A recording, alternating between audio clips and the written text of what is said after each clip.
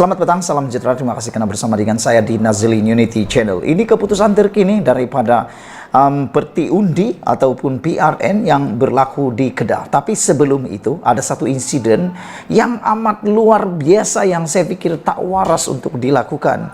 Mustahil lah orang lakukan kalau orang itu memang waras. Tapi tak tahulah apa yang jadi dengan Sanusi kali ini apabila Sanusi tayang kertas undi bertanda kepada media. Ini satu perbuatan yang sebenarnya telah melanggar Undang-Undang Pilihan Raya.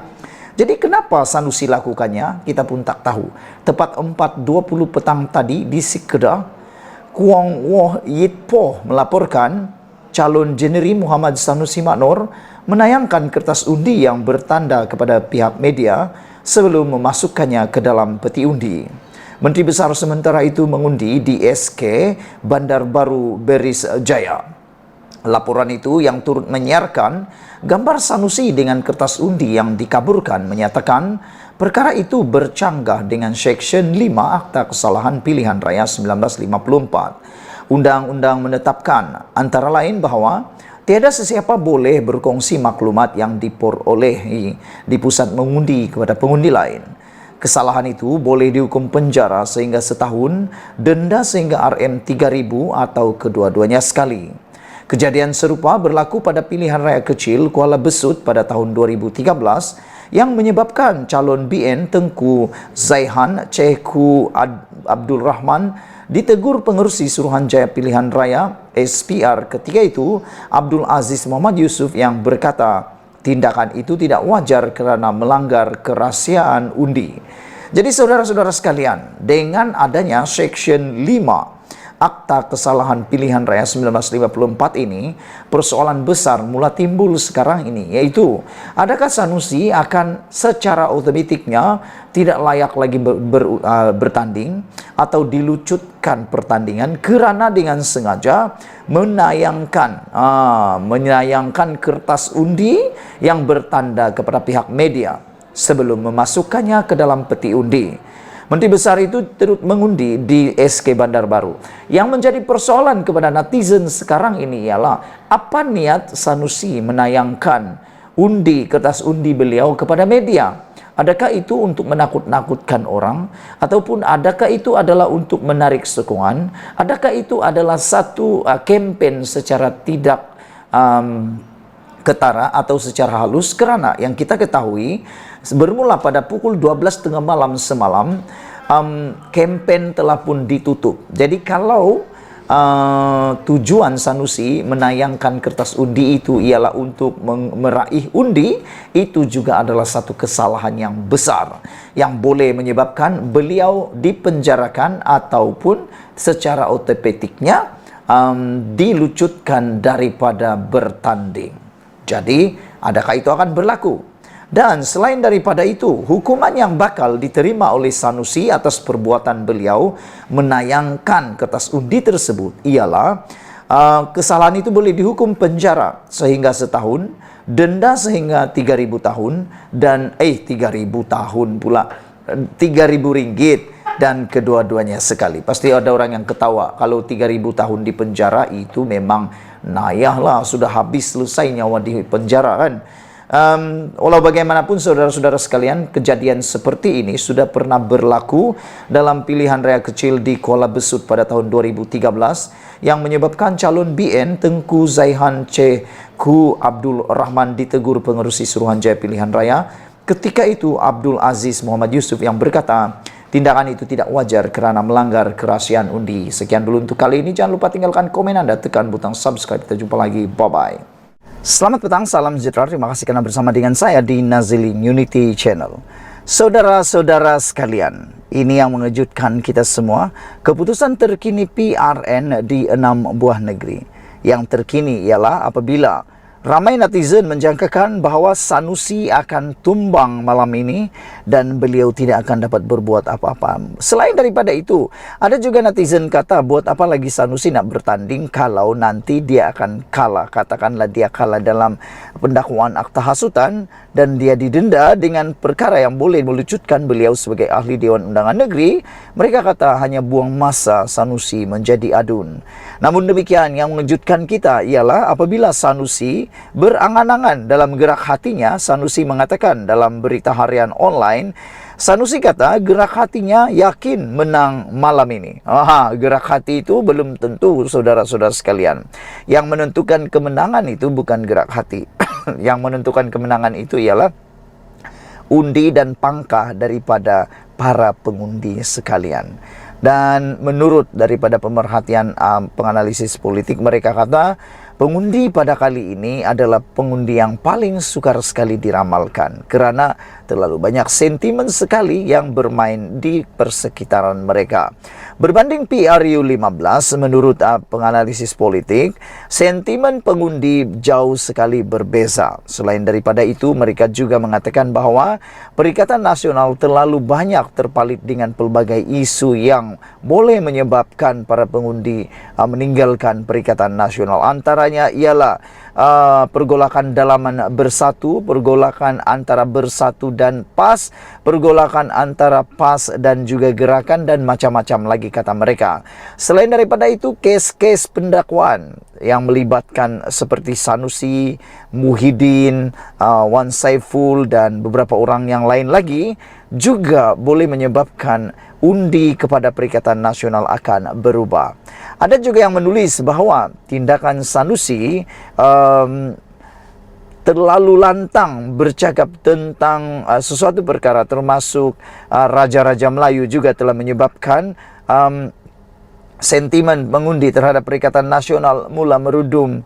Itu sebabnya seperti yang dikatakan oleh Rafizi, kata Rafizi, satu kali Sanusi bercakap, satu undi hilang daripada Perikatan Nasional, kata Rafizi Ramli. Jadi saudara-saudara sekalian, adakah anda setuju dengan kenyataan Sanusi ini bahawa dia yakin dia akan menang malam ini? Jadi kalau dia kalah, macam mana? Macam itulah ceritanya. Penyandang kerusi Dewan Undangan Negeri Dun Jeneri, Datuk Seri Muhammad Sanusi Maknor, yang juga Menteri Besar Kelantan, Menteri Besar Kerajaan Sementara Kedah, yakin Perikatan Nasional PN tidak sukar untuk menang pilihan raya kali ini. Sanusi berkata gerak hatinya sangat yakin beliau sendiri akan turut menang berdasarkan gelombang PN di Kedah yang bertambah kuat berbanding pilihan raya umum ke-15 November lalu. Saya tak gemuruh atau gementar hari ini. Biasanya kalau tengok suasana berdebar-berbar mungkin kalahlah. Kita pantau bukan hari ini saja, hari undi. Malah sejak 2-3 hari yang lalu gelombang sambutan amat baik dan saya harap ia diterjemah ke kertas undi, kata Sanusi. Jadi saya nampak harapan cerah daripada perkembangan gelombang sebelum ini, katanya yang ditemui selepas mengundi di pusat mengundi Sekolah Kebangsaan Bandar Baharu Beris Jaya hari ini. Beliau yang tiba pada jam 11 pagi ditemani istrinya Toh Puan Jus Malaini Lani Juso. Ditanya mengenai potensi PN secara keseluruhan di 66 negeri berdepan PRN, Sanusi berkata akan wujud beberapa tokoh besar yang tumbang. Seluruh negeri yang menghadapi PRN 15 yang nampak gelombang PN itu besar dan akan ada beberapa upset di beberapa negeri, kata Sanusi lagi. Yang ditulis oleh netizen ialah, mereka kata jangan-jangan tokoh yang akan tembang itu ialah Sanusi, kata mereka. Sebelum kita berpisah, jangan lupa tinggalkan komen anda, tekan butang subscribe. Kita jumpa lagi, bye-bye. Selamat petang, salam sejahtera. Terima kasih karena bersama dengan saya di Nazilin Unity Channel. Ini keputusan terkini untuk pilihan raya negeri PRN di 6 buah negeri di Semenanjung Malaysia. Saudara-saudara sekalian, statistik menunjukkan sekarang ini ialah PAS di Kelantan mungkin akan tumbang. Kenapa saya kata seperti itu? Ikuti terus ulasan selepas ini. Tapi sebelum itu, tinggalkan dulu komen anda, tekan butang subscribe. Pada pendapat anda, berapakah kedudukan pada pengumuman akhir malam ini? Siapa yang akan menang dan siapa yang akan kalah? Ada beberapa orang dalam penganalisis politik mengatakan bahawa kerajaan pimpinan Anwar Ibrahim mungkin akan menang 5-1, yang mana termasuklah kerajaan Kedah dan Kelantan mungkin akan tumbang, kata mereka. Dengan itu juga berdasarkan statistik keluar mengundi sehingga pukul 12 tengah hari sebentar tadi, SPR menunjukkan ataupun melaporkan bahawa peratusan keluar mengundi yang tertinggi ialah di Terengganu, manakala peratusan keluar mengundi yang paling rendah sekali ialah di Kelantan. Itu sebabnya ramai penganalisis politik, ramai pemerhati politik bebas menyatakan bahawa besar kemungkinan kerajaan PAS di Kelantan akan tumbang, kerana PAS ataupun kerajaan PAS di Kelantan memerlukan peratusan undi yang tinggi, kerana mereka perlukan undi daripada orang Melayu Islam. Dengan itulah mereka kata, penganalisis politik kata, pemerhati politik kata, kalau keluar mengundi sedikit, ini akan memberi panic button kepada parti PAS.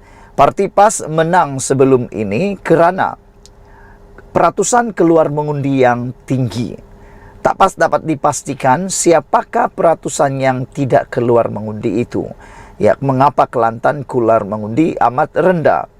Dan saudara-saudara sekalian, ada yang mengatakan bahawa kalau keluar mengundi ramai bermaksud tiada protes. Tapi ada yang kata ramai yang tak keluar mengundi ini kerana mereka berada di atas pagar. Para penyokong ataupun para pengundi berada di atas pagar, yang mana mereka mengambil keputusan. Ada juga pengundi yang mengatakan bahawa lebih baik kami tidak mau turun mengundi kerana kami tak tahu nak undi siapa. Dua-dua pun bagus, dua-dua pun tak bagus, lebih kurang macam tu mereka kata. Jadi mereka pun mengambil keputusan untuk tidak berbuat apa-apa. Sebenarnya kemenangan PAS lebih banyak ditentukan oleh para pengundi atas pagar. Tetapi dengan kekurangan pengundi ini, peratusan pengundi yang kurang ini, maka dengan itulah mungkin kerajaan PAS di Kelantan akan tumbang. Setakat ini pada jam 12 tengah hari sebentar tadi, menurut SPR, peratusan keluar mengundi di Kedah ialah sebanyak 41%, manakala Kelantan pula sebanyak 34%, Terengganu 42% dan Pulau Pinang 38%. Selangor pula sebanyak 36%, Negeri Sembilan 35% dan PRK Kuala Terengganu sebanyak 39%. Pengundian digantung lepas peti undi didapati tidak dikunci. Pada 12.30 tengah hari sebentar tadi di Payat Rubung Pulau Pinang, pengundian di sebuah saluran mengundi di SK Seri Relau di Payat Rubung Pulau Pinang ditangguhkan.